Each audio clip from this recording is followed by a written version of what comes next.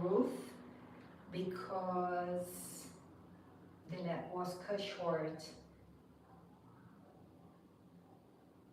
So our previous ministry on this book didn't work well. I'm gonna read it for you myself. I believe it was clear when I was reading them when I put the audio Bible here for you. So let's read and discuss that a little bit. Introduction. The short book of Ruth is a bridge between the two major parts of Israel's covenant history. The first part, Genesis to Judges, focuses on how Abraham's descendants became a nation and on the covenant God made with Israel. The second part, Samuel to Kings, tells the story of the nation's kings and the covenant God made with David as the head of Israel's royal line.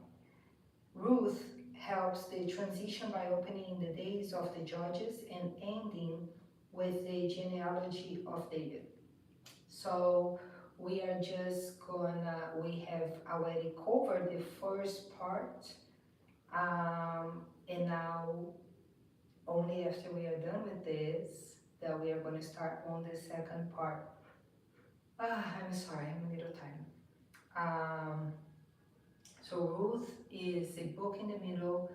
It's a book of transition, and it's a historical book itself because it's a book of a woman. Women have been barely mentioned up to now, and Ruth got an entire book for herself. The book appears to have been written to defend David's right to be king. He was the great-grandson of a Moabite named Ruth, because the people of Moab didn't help the Israelites when they came out of Egypt. The law didn't permit any descendant of a Moabite to join Israel down to the 10th generation. If they couldn't even join the community, how could one of them serve as king? Well, they were indeed cursed when they didn't help those Israelites. But the curse was that it would be up to the 10th generation. So the curse had really ran its course, regardless of how you read it. And now David is free to be a king. Also, I don't really believe that this is what this book is about. I believe that the book of Ruth is a book that explains genealogy, explains how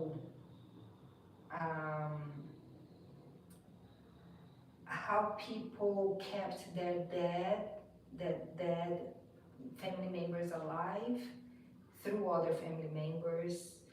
Is a book of history, of showing that exceptions are possible. We have the exception of a woman having an entire book for herself. We have now an exception that of a cursed tribe having a king. We have a book of female wisdom, seduction. Usually we see men pursuing marriage. Now it's a woman pursuing marriage. Maybe feminism. The book is set up like a drama or a stage play. Each scene features a short introduction and then dialogue between the characters. The book ends with a 10-generation genealogy leading up to David. So the form of the book mirrors its purpose, which is to show that genuine faith was present in a woman from a nation whose descendants were normally excluded for 10 generations. It is a romantic drama, but I do think it was presented with faith-keeping, high spirits, acceptance, um, and the a happy ending differently than we want. We don't wanna we don't like death, but it was a book that showed there was life after death. The book also shows how God's purpose are accomplished in the world. God's good laws, allowing the poor to collect grain in the fields, his providence over events, and the personal kindness of people all combine to help the story find the redemptive conclusion. I'm also not sure that this book is that poetic. I personally find that we really was seeing a clever woman in action here, and putting her knowledge to good usage. So I don't see this book as poetically as this author described it. I'm sorry, guys. It's almost 11 a.m. I have already exercised a lot, cleaned up the house, so I'm pretty tired. But let's go. Ruth 1. Naomi loses her husband and sons. In the days when the judges ruled, there was a famine in the land. So a man from Bethlehem in Judah, together with his wife and 2 sons, went to live for a while in the country of Moab. So those people decided to escape famine um, through going to Moab. The man's name was Elimelech, his wife's name was Naomi, and the names of his 2 sons were Marlon and Kilion. They were Ephrathites from Bethlehem, Judah, and they went to Moab and lived there. So this guy was a family leader who thought, hey, I'm making the best decision for my family, I'm protecting them from the famine, apparently. Now Elimelech, Naomi's husband, died, and she was left with her 2 sons. They married Moabite women, one named Orpha and the other Ruth, after they had lived there about 10 years. Both Marlon and Kilian also died. So they lived there for 10 years. In these 10 years, they got married, and they apparently didn't have children.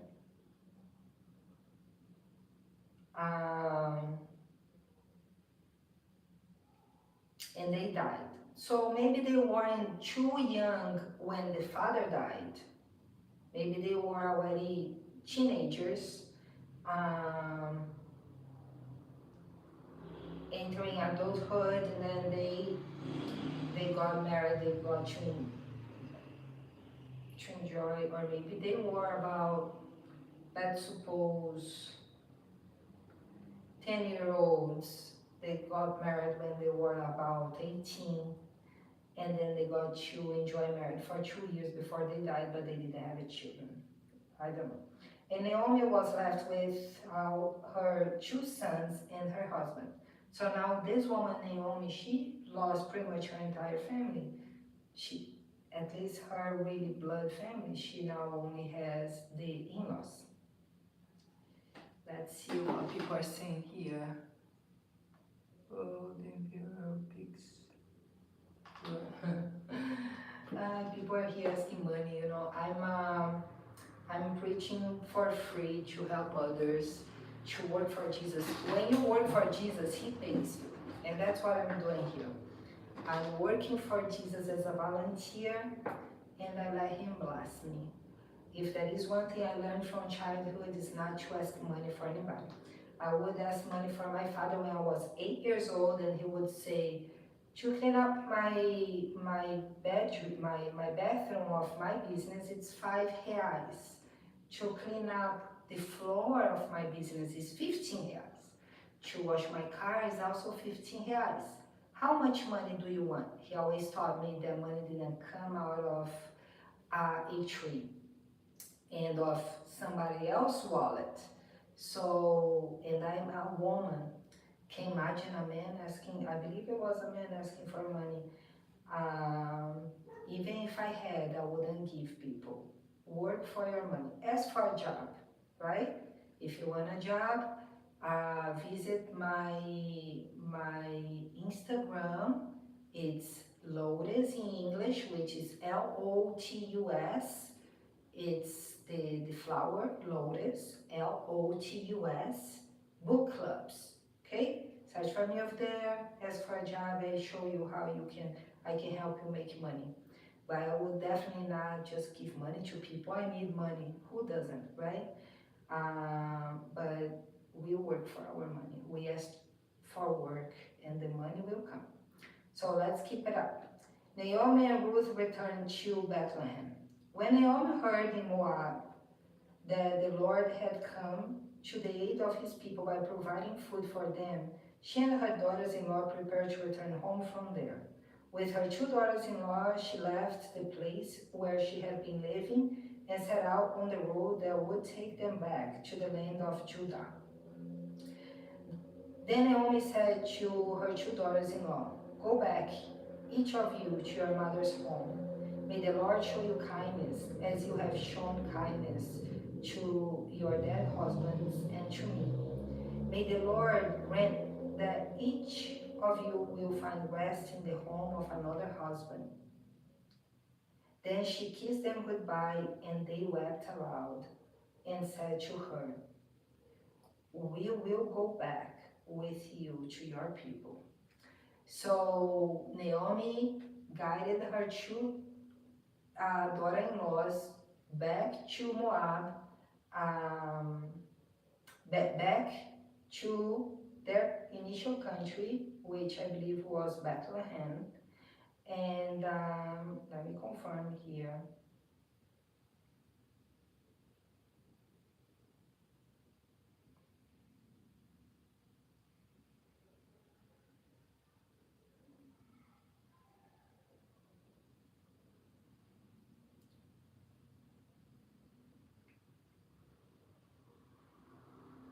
I believe it was Bethlehem, correct? And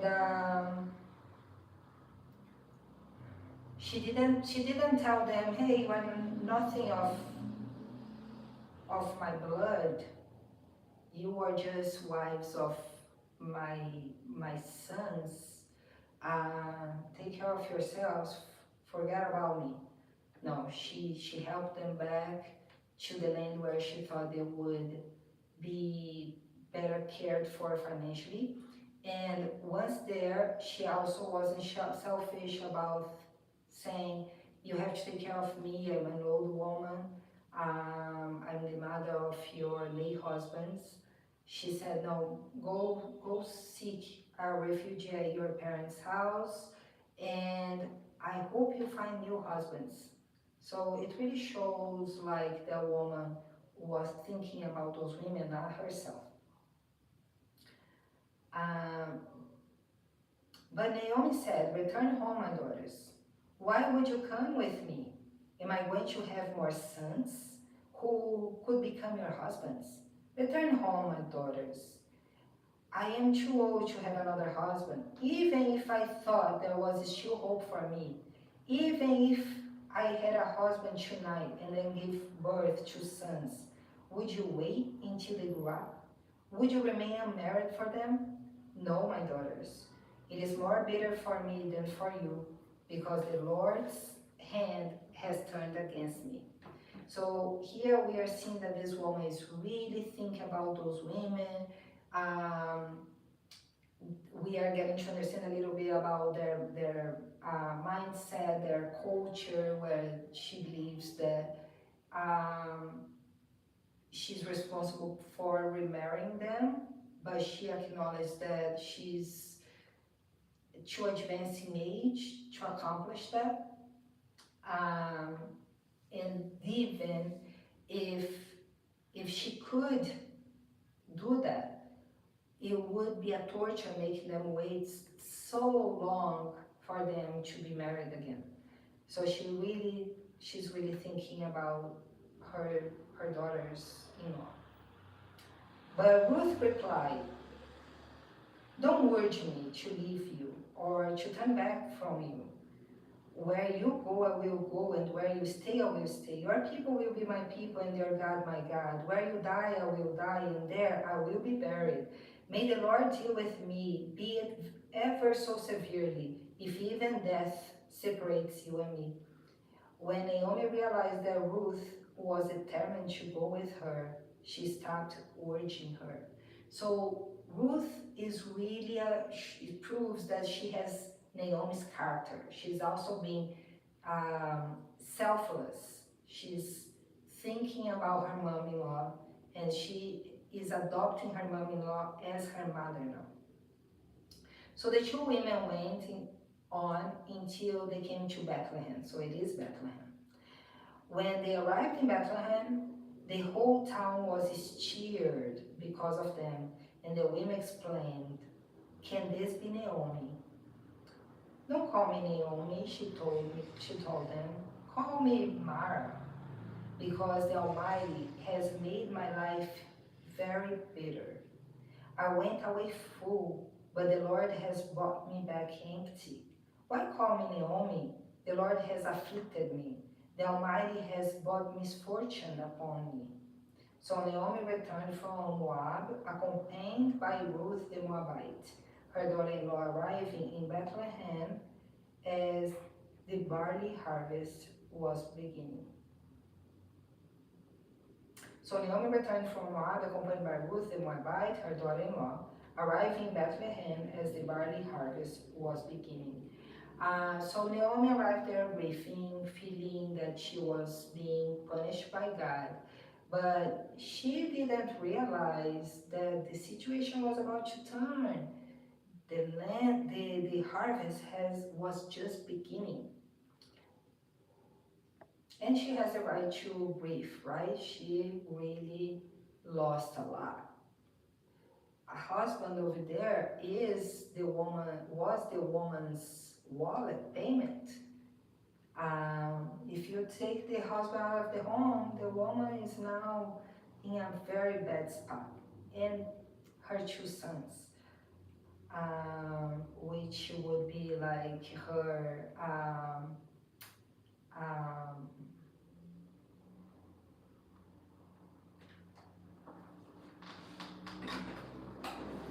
her provision for her old age, right? Sons usually take even better care of their mothers than husbands do.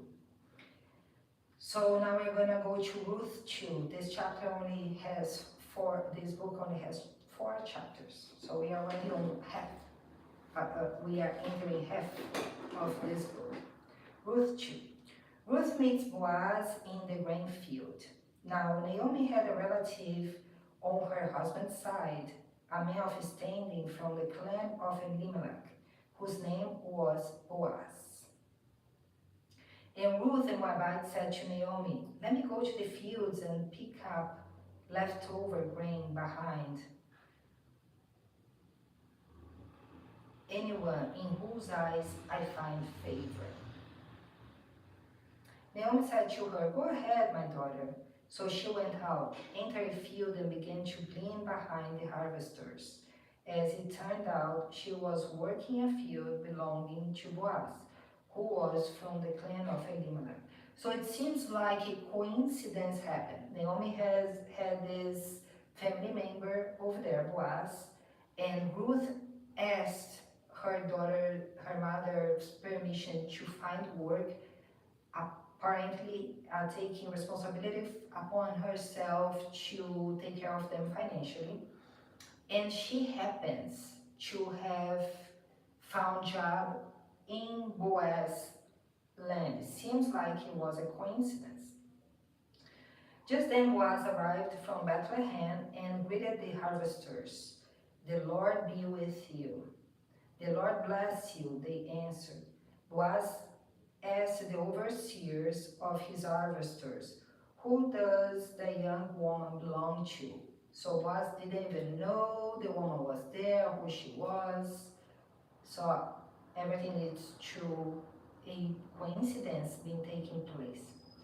The overseers replied, she is the Moabite who came back from Moab with Naomi. She said, please let me glean and gather among the sheaves behind the harvesters. She came into the field and has remained here from morning till now, except for a short rest in the shelter. So she pretty much said, let me collect your crumbs, crumbs.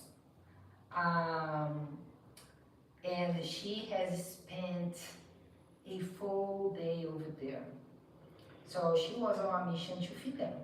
Can you imagine? They probably did the entire trip like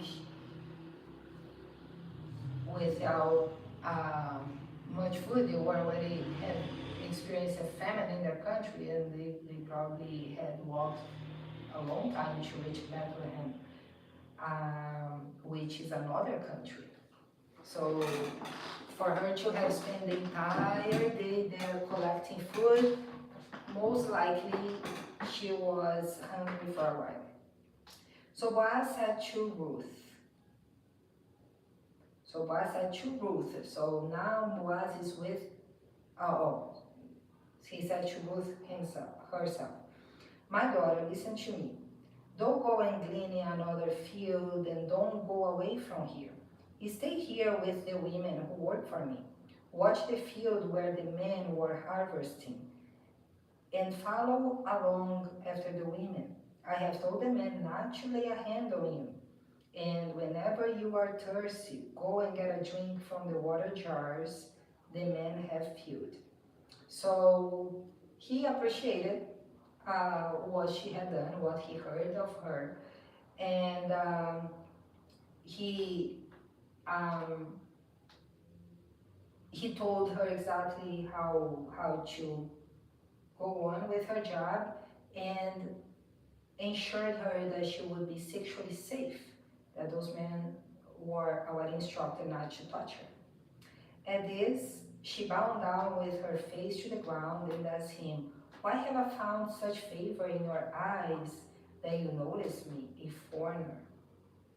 Boaz replied, I have been told all about what you have done for your mother-in-law since the death of your husband, how you left your father and mother and your homeland and came to live with a people you did not know before. May the Lord repay you for what you have done. May you be richly rewarded by the Lord, the God of Israel, under whose wings you have come to take refuge. So even though he didn't know that that was the particular woman he had been told about, that was Ruth, he had heard of her. So now when he saw her and learned who she is, he already put the background and the person together, and really grew an appreciation for her and decided to bless her. May I continue to find favor in your eyes, my Lord, she said. You have put me at ease by speaking kindly to your servant, though I do not have the standing of one of your servants. So she really said, though I'm not as strong as a man, capable of work hard as a man, you have put me on their level. At mealtime, Boaz said to her, come over here, have some bread and dip it in the wine vinegars. So he's giving her a little favor. When she sat down with the harvesters, he offered her some roast again. She ate all she wanted and had some left over. As she got up to glean, Boaz gave orders to his men. Let her gather among the sheaves and don't reprimand her. Even pull out some stalks for her from the bundles and leave them for her to pick up, and don't rebuke her. So he's basically telling them, hey, leave extra food for her to pick up, let her really indulge herself, and don't complain about anything she does. Now, we don't know if he's already attracted to her as a man, which I personally don't think so. I think he's just really showing appreciation to her character, her life story, her identity so far. Her mother-in-law asked her, where did you went today? Where did you work? Blessed be the man who took notice of you. Then Ruth told her mother-in-law about the one at whose place she had been working. The name of the man I worked with today is Boaz, she said. The Lord bless him, Naomi said to her daughter-in-law. He has not stopped showing his kindness to the living and the dead. She added, that man is our close relative. He is one of our guardian redeemers. So maybe it shows that maybe it was Ruth that gave Boaz all the background. It was Naomi that gave Boaz all the background about Ruth, maybe. Because she said he hasn't stopped showing his kindness to the living and the dead. And here she's already started planting a little seed on Ruth. He's one of our guardian redeemers. So he's one of the family line, someone with the blood of their family that can continue their family line even though their husbands are dead. It can be Naomi, it can be Ruth. The difference is that Naomi cannot have children anymore, Ruth can. Then Ruth the Moabite said, he even said to me, stay with my workers until they finish harvesting all my grain. Naomi said to Ruth, her daughter-in-law, it will be good for you, my daughter, to go with the women who work for him, because in someone else's field you might be harmed. She might be sexually abused, you know.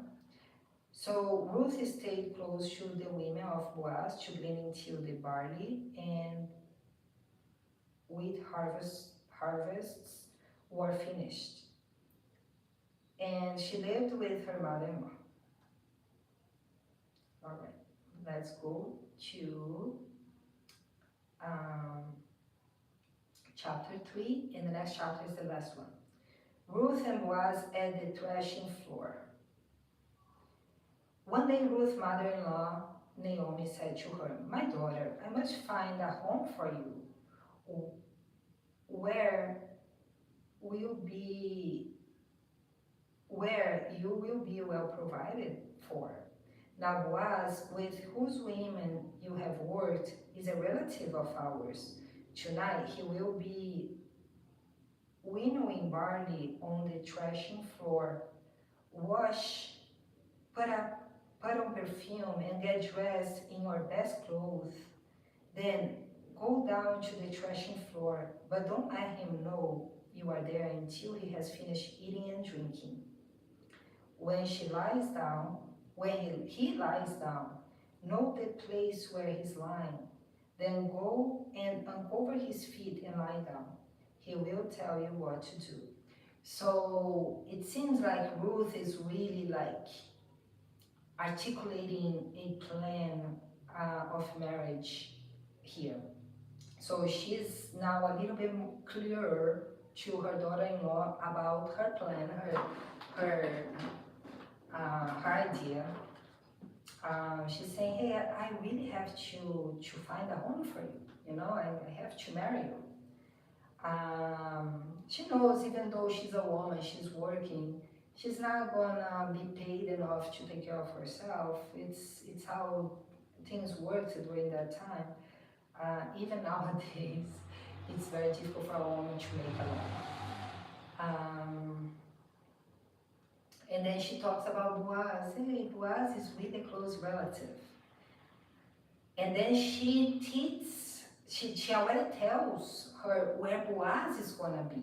So this woman was already like, seems like she was already working as well. While Ruth was working the field, she was working society to, as a spy, to know what Boaz would do. Um, Appear that she already know a little bit of what he likes, or she's just using her wisdom of a woman, maybe like,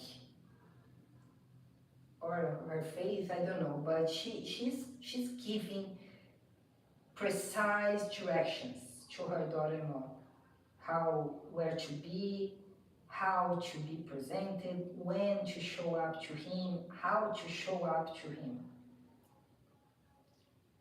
Um, I will do whatever you say, Ruth answered. So she went down to the threshing floor and did everything her mother-in-law told her to do. Now, Boaz is a much older man than Ruth. She has already seen him in person.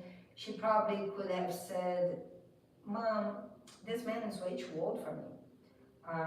But instead she says, I'm going to do everything you tell me to do. She really sees that woman as a leader above her.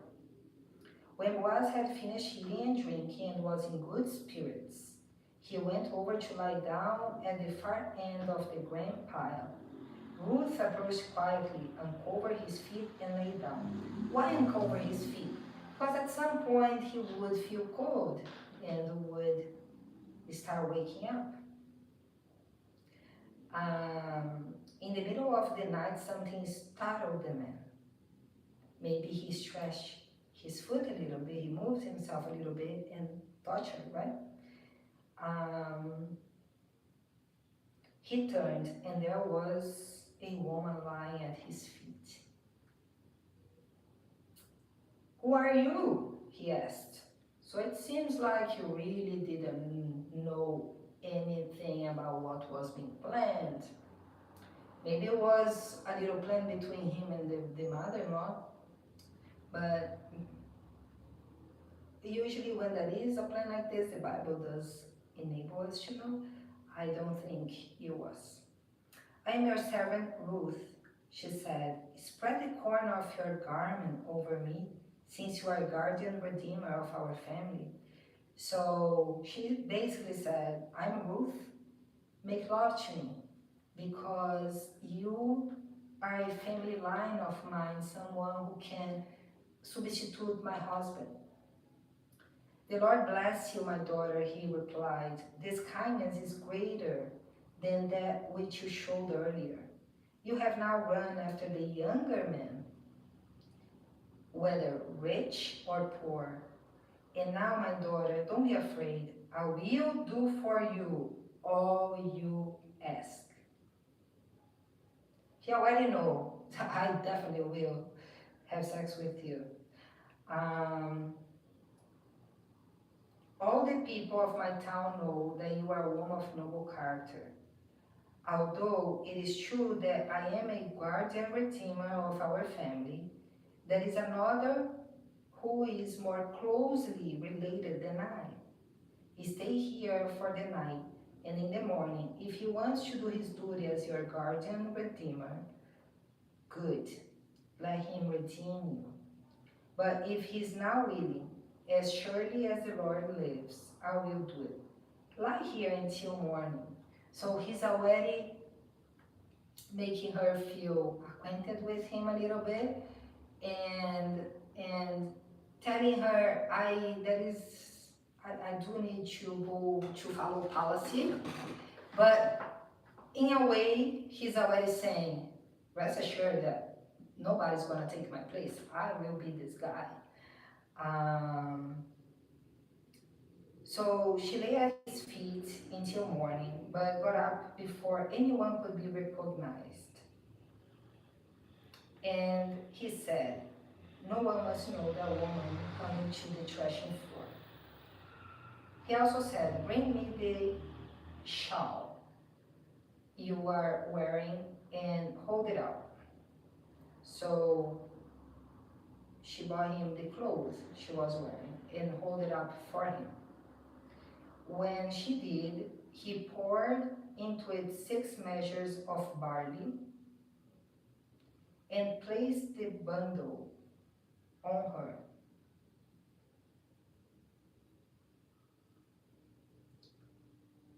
Then he went back to town.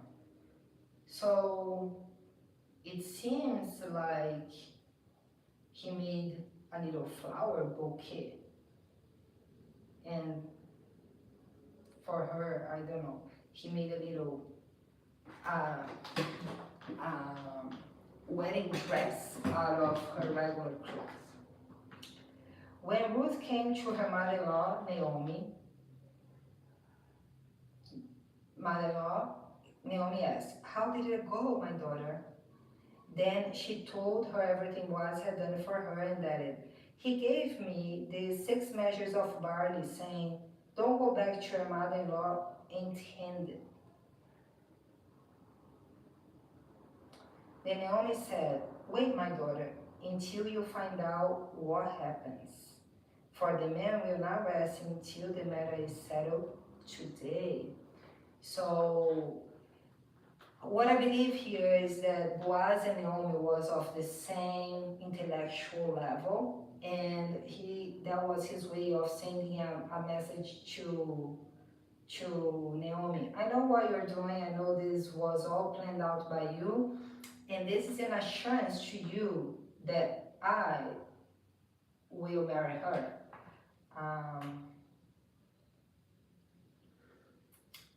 Now, the last chapter of this book, Boaz marries Ruth. Meanwhile, Boaz went up to the town gate and sat down there, just as the guardian redeemer he had mentioned came along. Boaz said, "Come over here, my friend, and sit down." So he went over and sat down. So he did go to the man and did call the man for a conversation. Boaz took 10 of the elders of the town and said, "Sit here," and they did so. He took witnesses with him, 10 witnesses. So it won't be a he said situation. It will be a verbal contract with witnesses. Then he only needed 2, he took 10. Then he said to the guardian redeemer, "Naomi, who has come back from Moab, is selling the piece of land that belonged to our relative Elimelech. I thought I should bring the matter to your attention, suggest that you buy it in the presence of Jesus, seated here in the presence of the elders of my people. If you will redeem it, do so. But if you will not, tell me, so I will know. For no one has the right to do it except you, and I am next in line."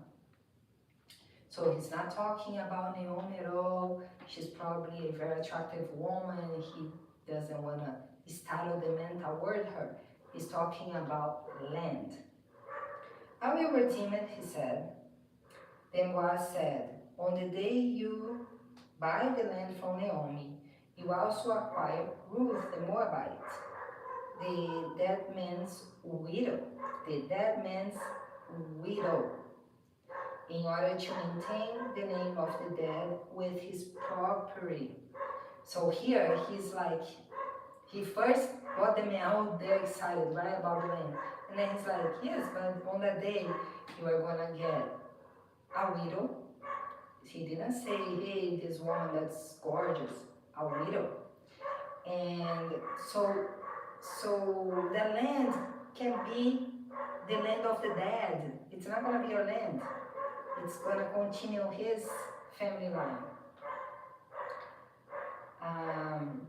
At this, the guardian redeemer said, "Then I cannot redeem it because I might endanger my own state. You redeem it yourself, I cannot do it."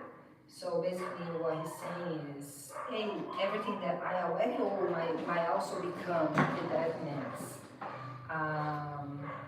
So it's not going to be a good deal for you to do it. It was just a matter of how you present things, right? Presentation is very good. It's very important. People say, oh, we shouldn't judge a book by its cover. I disagree. I think that cover is really either going to make you highly interested in the book or not interested at all. It might be a great book, but the cover did not attract you to it. Now, in earlier times in Israel, for the redemption and transfer of property to become final, one party took off his sandal and gave it to the other. This was the method of legalizing transactions in Israel. So they had one of them had to give once a sandal to the other. Then was announced to the elders and all the people, today you are witnesses that I have bought from Naomi all the property of Elimelech, Kilian, and Mahlon. I have also acquired Ruth the Moabite, Mahlon's widow, as my wife, in order to maintain the name of the dead with his property, so that his name will not disappear from among his family or from his hometown. Today you are witnesses. Then the elders and all the people at the gate said, we are witnesses. May the Lord make the woman who is coming into your home like Rachel and Leah. Like Rachel and Leah, who together build up the family of Israel. Who together build up the family of Israel. I believe what he's saying is, even though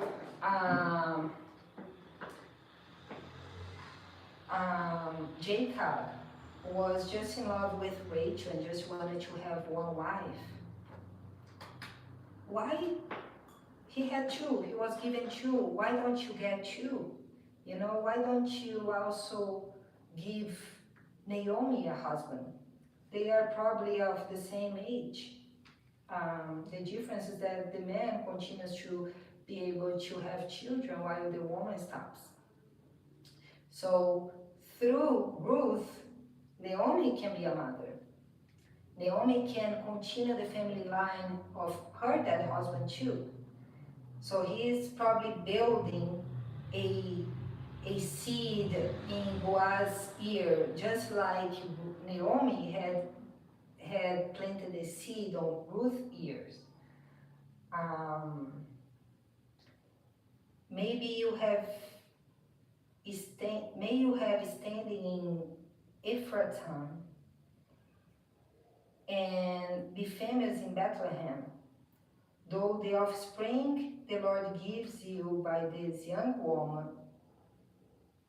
through the offspring the Lord gives you by this young woman, may your family be like that of Perez, who Tamar bore to Judah. So Tamar was a widow who kept marrying the brothers of her dead husband, but they kept sinning against God by refusing to give her children for their dead brother,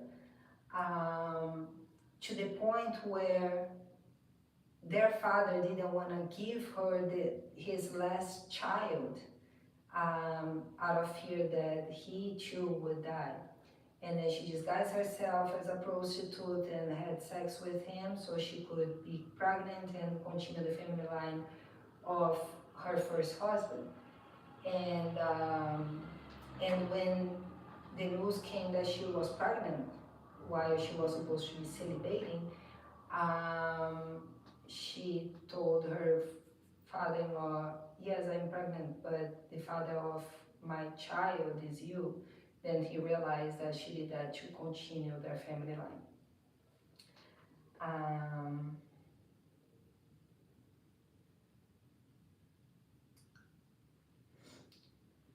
So basically what he's saying is, through the offspring the Lord gives you by this young woman, may your family be like that of Perez, who Tamar bore to Judah. So Uh, Paris was the child of the dead. So he's saying, may your children be the child of the dead, be a blessing to the family that thought they had lost all hopes, right? Naomi gains a son. Naomi gains a son. Didn't say Ruth gains a son. Naomi gains a son. Again, showing that Boaz did marry both the two of us, and through Ruth, she would be able to be a mother. So Boaz took Ruth and she became his wife.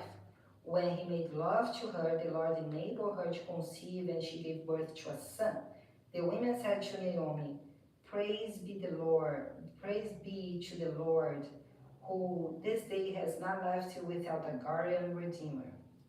May he become famous throughout Israel. He will renew your life and sustain you in your old age. For your daughter-in-law, who loves you and who is better to you than 7 sons, has given him birth. So here is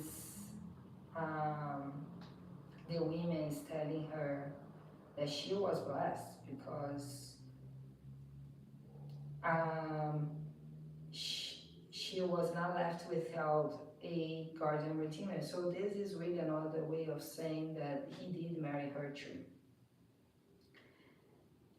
Then Naomi took the child in her arms and cared for him. The women living there said, Naomi has a son, and they named him Obed. He was the father of Jesse, the father of David. So David later became a king. And it's funny because David was the least appreciated child of his household. All his brothers were tall, handsome, and he was short and creepy looking according to their beauty type. To the point where his father didn't even want to mention him to the possibility of becoming a king, but he became a king. The genealogy of David. This then is the family line of Perez. Perez was the father of Hezron. Hezron, the father of Ram. Ram, the father of Aminadab. Aminadab, the father of Nashon. Nashon, the father of Salmon. Salmon, the father of Boaz. Boaz, the father of Obed. Obed, the father of Jesse. And Jesse, the father of David. So I believe that what this book is telling us is that 2 women who were selfless, was putting the other one before themselves, got personally blessed beyond their personal imagination. And I believe it was because their heart was in the right place. I don't believe Naomi used Ruth to find herself a husband and a new son. I believe that because she was really treating Ruth as her daughter and taking care of her well-being, she was equally taken care of by God Himself through the people and enabled to have a child as well, enabled to continue the family life of her husband as well. Now, were her husband still alive, most likely she wouldn't have had a son. She would have had a grandson, but not a son. And now, through this, all those losses, she became a mother, not just a grandmother, but a mother. So this was an incredible book, a book of feminism in the sense of women conquering the impossible, fame, power,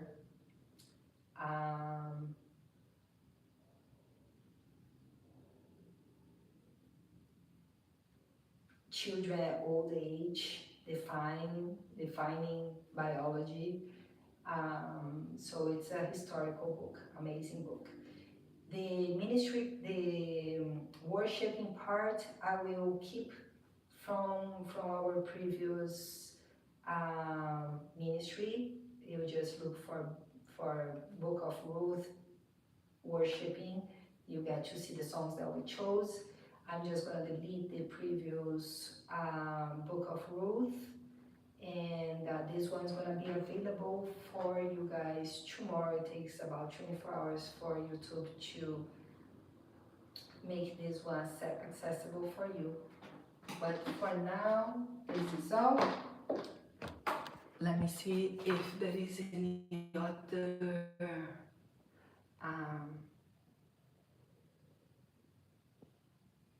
message here. I don't think so. So thank you guys for watching, and hope to see you guys there on my Instagram as well. And I also teach people new language within 30 days. It's a very first course that it's very fun, very easy to follow. You can search for me on Instagram on Lotus Book Clubs, LOTUS, Lotus Book Clubs. And see you there. Bye bye.